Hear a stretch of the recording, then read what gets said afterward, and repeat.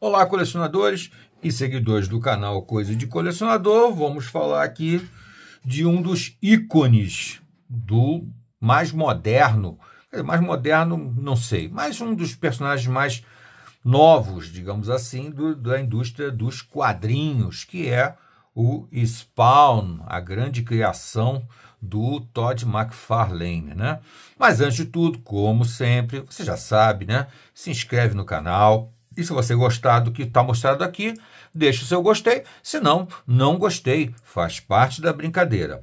Vamos lá. Então, temos aqui o Spawn, a grande criação do Todd McFarlane, que ele guardou na gaveta até o início dos anos 90, quando ele, junto com mais alguns, decidiram criar a famosa Image Comics, para ter um pouco mais de direitos e também um pouco mais de lucro sobre as suas criações, os seus personagens, as suas histórias. E um grupo de meia dúzia de artistas, basicamente da Marvel, saíram da editora, quando a editora estava no auge, com personagens como os X-Men vendendo muito, um grande momento dos quadrinhos, né? E também o Homem-Aranha e outros personagens faziam muito sucesso, né? E o final dos anos 80 é uma época muito emblemática da história em quadrinho, porque propulsionou a indústria para um patamar incrível, mas que foi um pouco mal direcionada, foi um pouco mal construída, né, que é exatamente o que aconteceu por causa, basicamente, da Image, né? Não só dela, porque a Marvel também tinha enveredado por um esquema editorial muito perigoso, que foi, por exemplo, criar 8 títulos de X-Men no final dos anos 80. Uma coisa assim absurda, mas como o X-Men vendia muito, vamos criar muitos títulos para vender mais ainda. E também surgiu aquela coisa das capas variantes, que é a Image do Spawn, do Todd McFarlane, do Jim Lee, do Marc Silvestre, do Rob Liefeld e de outros, exploraram demais no início dos anos 90, criando aquela famosa bolha que acabou explodindo no meio dos anos 90 e levou um bando de gente a ter muito prejuízo, o que deu criou uma expectativa muito grande nos anos 90, depois se revelou um grande fracasso, né? Porque os artistas achavam que bastava a arte deles ser absolutamente espetacular, e era mesmo, né? A arte explosiva mesmo do Marc Silvestre, do Jim Lee, do próprio McFarlane e de outros, realmente era espetacular na Marvel. Mas ali você tinha algumas histórias um pouco mais interessantes. Não vou dizer que eram sensacionais, mas eram um pouco mais interessantes. E o final dos anos 80 também trouxe aquela avalanche de artistas ingleses, né, que realmente criaram um grande reboliço nessa indústria. Então foi um grande momento. O final dos anos 80 é um grande momento da história em quadrinho e os anos 90 se revelam uma decadência, tá? Uma das melhores coisas que surgiu no início dos anos 90 é esse personagem do McFarlane, que é o único personagem que realmente sobreviveu à indústria, a essa bolha, essa falsa realidade espetacular dos anos 90. O único personagem que cresceu, que continua vendendo bem nos Estados Unidos, que ainda existe no mercado editorial, é o Spawn do McFarlane, porque o McFarlane soube trabalhar melhor editorialmente o personagem dele, tá? Então, o Wildcats naufragou, Cyberforce naufragou, Wetworks naufragou, Youngblood naufragou, Stormwatch naufragou, apesar de que eu gosto particularmente muito de Stormwatch e também do seu sucessor, que é o Authority, mas a grande maioria naufragou. Por quê? Porque se baseava exclusivamente na arte. Eu acho que a arte realmente é a coisa mais importante dos quadrinhos. Mas se não tiver uma boa história, esqueça, não vai segurar, não vai suportar. Bom, essa série aqui é a Panini agora resolveu resgatar o Spawn para o mercado brasileiro, porque lá fora ele continua sendo publicado com um sucesso razoável, e aqui no Brasil ele estava completamente abandonado. Então a Panini resolveu lançar 2 títulos, 2 linhas de título dele. Uma com histórias mais atuais, que é simplesmente chamado Spawn, né? E esse daqui que é o Spawn Origins, que vai ter sempre essa capa meio diferenciada aqui, recuperando todo o material que saiu do Spawn lá no início dos anos 90. Tá? Então eles chamaram corretamente de Spawn Origins. Muito legal isso aqui e tal. Aqui nós temos o volume 1 e o volume 2, que vão passar, que estão passando pelo chamado julgamento da história, né?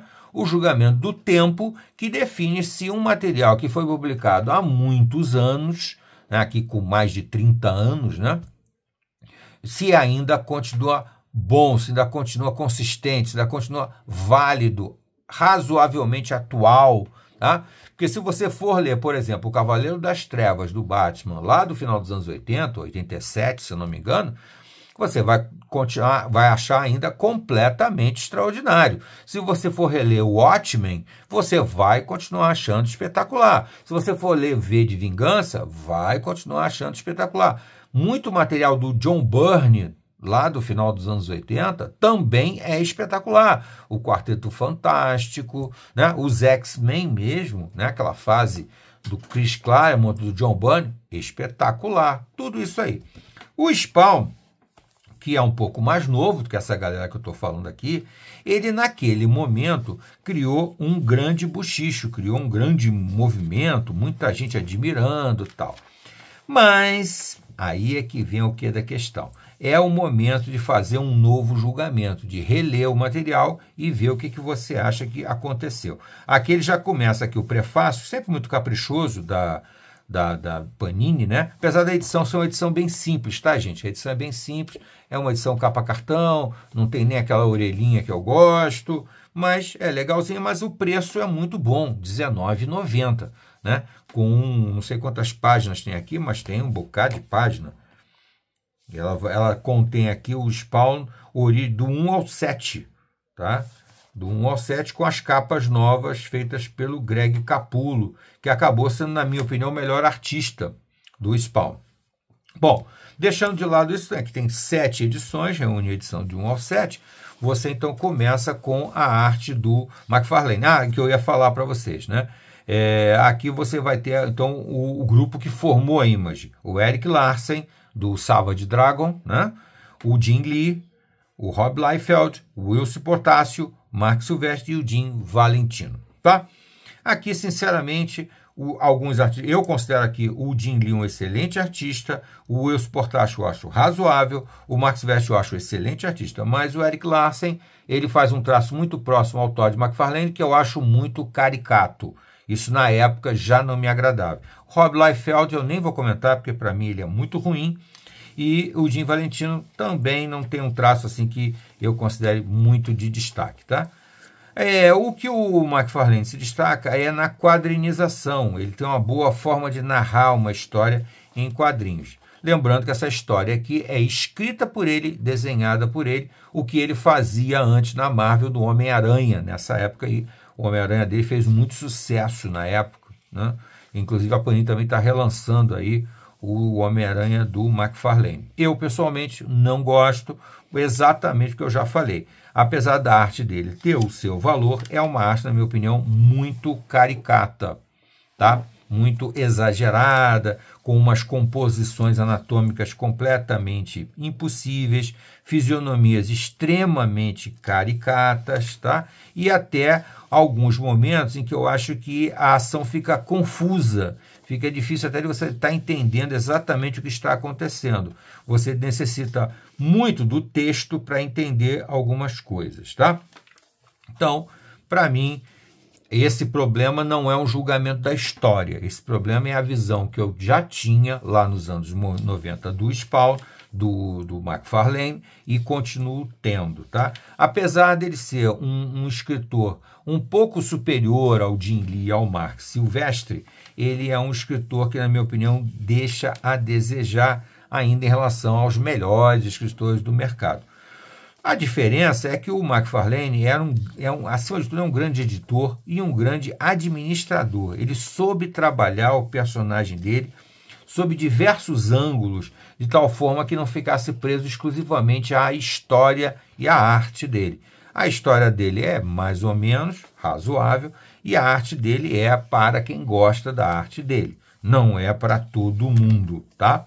Então, mas ele trabalhou um universo paralelo com muitas edições especiais, trabalhou com muito trabalho ele criou, né, a McFarlane Toys e lançou muito boneco articulado, e os bonecos articulados das séries do Spawn lá dos anos 90 são muito, mas muito superiores a qualquer coisa que houvesse no mercado naquela época, tá? Eu tenho ainda alguns deles, eu não tenho todos, mas eu tenho alguns Spawns articulados e dão de 10. Então ele trabalhou uma indústria de memorabilia do personagem muito forte e que ajudou a divulgar o personagem. Depois ele lançou desenho animado do Spawn, depois ele lançou inclusive um live action do Spawn, né, um filme do Spawn, que é mais ou menos, né, mas tudo isso junto cria um caldo cultural muito bom para divulgar o personagem, tá?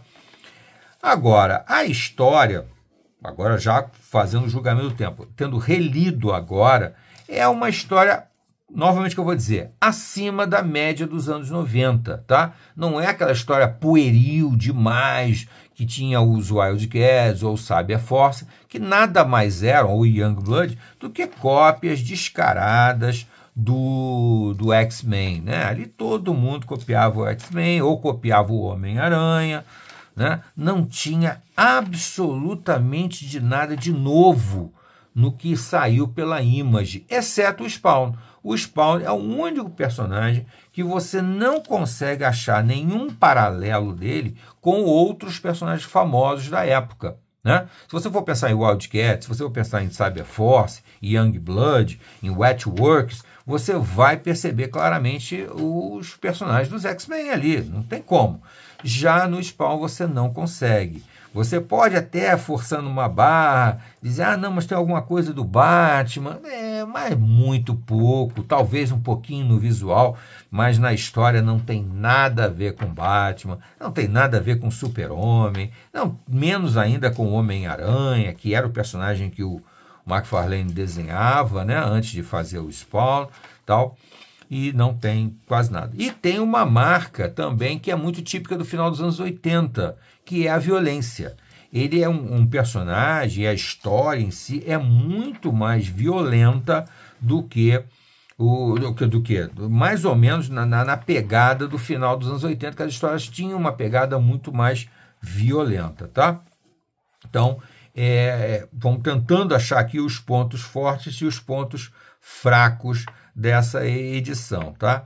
Eu diria para vocês que, de uma forma geral, tem um sabor mais saudosista nessa história aqui. Mas não é uma história que chegue a empolgar, que você vai dizer, não, mas isso aqui é sensacional, tal. Não, não é. É uma história boa, que se você viveu os anos 90, logicamente você vai curtir, porque você vai reler o que você leu lá nos anos 90, mas não acrescenta muita coisa, não. Aqui já vamos para o volume 2, e que eu tenho que destacar no volume 2 é isso aqui, ó. Isso aqui. Quando chegou em 1990, deixa eu ver se tem a data exata aqui. Em 1990 aqui ele começa a lançar, ele lança 8 volumes aqui. Quer dizer, em 1993, mais ou menos, isso aqui acho que é 1992. Em 1993 ele já percebe, depois de sete volumes aqui, ele já percebe que a coisa não vai bem com ele escrevendo a história, tá? E depois ele vai perceber que também ele podia botar gente melhor na arte. Mas no primeiro momento ele pensa na história, ele percebe, por isso que eu digo, ele é o melhor administrador do grupo, da Image, e o melhor editor. Porque na verdade, não, peraí, deixa eu botar uma galera que sabe escrever melhor do que eu para escrever o Spawn. E é isso que ele faz nesse volume 2 aqui, com a edição número 8, a edição número 9, a edição 10, a edição 11 e depois a 12 e a 13 já volta ele no roteiro. Então, na história, né? Então temos o Alan Moore e o Neil Gaiman, uma na edição 8, outra na edição 9, o David Sim na edição 10 e o Frank Miller na edição 11. Isso aqui é extraordinário porque faz você perceber como ele entendeu que precisava de bons escritores. Não adiantava só a arte dele, precisava de bons escritores. Então ele contratou o suprassumo da época. Os ingleses, Alan Moore, David e Neil Gaiman, tá? Eu confesso a vocês que eu não sei a nacionalidade do David Sim, mas acredito que ele seja inglês também. E o Frank Miller, tá? Agora, o que acontece? Não significa também que porque você contratou os mestres, que eles vão funcionar. Porque não é uma coisa, sabe, que você estala o dedo e você tem uma ideia maravilhosa. E aqui, logicamente, o Alan Moore botou muito da característica dele. Você percebe até alguma coisa aqui do Monstro do Pântano, daquelas discussões de céu e de inferno, de anjos e demônios. E o Neil Gaiman também seguiu mais ou menos essa mesma ideia, tá? O Neil Gaiman, inclusive, apresenta aqui a famosa personagem Angela, que seria o contraposto angelical, celestial do Spawn, que é o personagem infernal. Aqui já vem a primeira edição, que é a edição número 9, em que já aparece a Angela, que é uma cocriação entre o McFarlane e o Neil Gaiman. Então, realmente, é uma personagem, inclusive, de uma maneira meio estranha, né? Ela acabou sendo vendida para a Marvel, né? E compõe hoje em dia o universo do Thor. Uma coisa de gosto muito duvidoso e muito questionável. Ela se encaixava muito bem no universo do Spawn. Isso aí para mim não fez muito sentido. Mas essa pegada um pouco mais... Um com uma pegada um pouco mais religiosa, o outro com uma pegada um pouco mais mística, mas os dois, mantendo as suas características, fazem as histórias um pouco melhores. Mas também não vou dizer para vocês que elas são muito melhores, não. E aí vem aqui o famoso, polêmico Spawn número 10, que nunca mais pôde ser reeditado por questões editoriais de dois sujeitos que têm um ego um pouco grande demais, que é o próprio McFarlane e o David Sim, né, que também tem um pouco, uma certa arrogância, e ele não aceitou republicar a história, né? Agora, você relendo a história agora, que é uma história que pretende ter, olha aqui a crítica, tá vendo? Dá para você perceber. Pretende ter um tom de crítica à linha editorial das grandes editoras, né, da Marvel e da DC, que não davam muita liberdade aos criadores, que não davam muito retorno financeiro e também de direitos autorais aos criadores.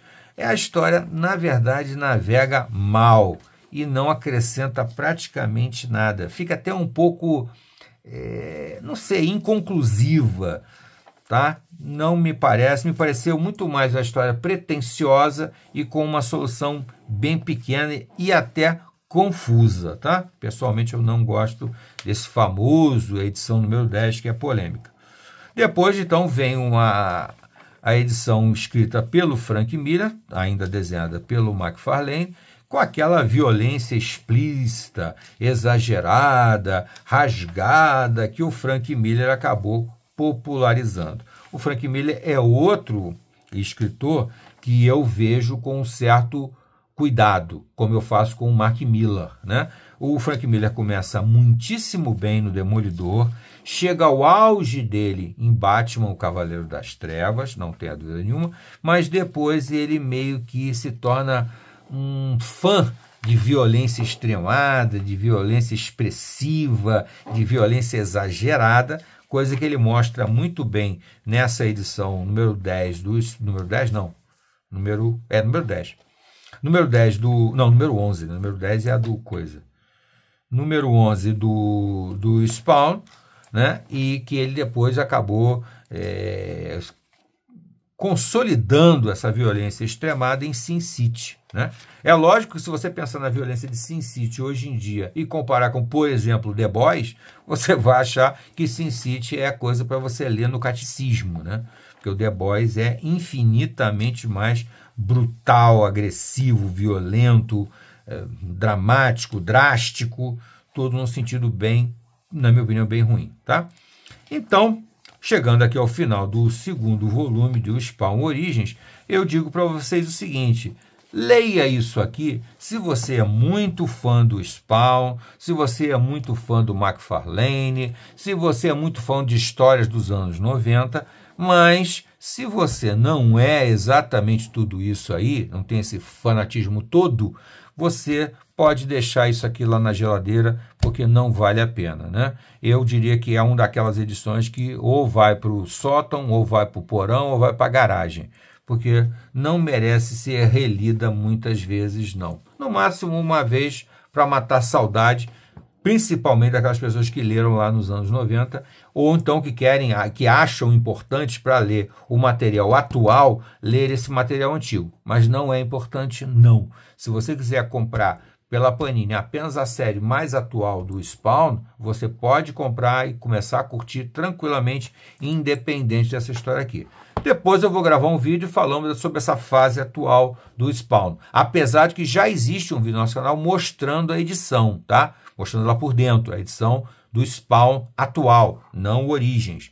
Mas depois eu vou fazer um julgamento um pouquinho mais intenso, um pouco mais dentro da história mesmo e da arte também. Lembrando que também o Spawn Origins vai ter um momento um pouco melhor, que é quando a arte passar a ser feita pelo Greg Capullo, que começa emulando na arte dele o McFarlane, mas depois acaba ganhando o traço próprio do Greg Capullo, que ficou muito famoso desenhando Batman, né?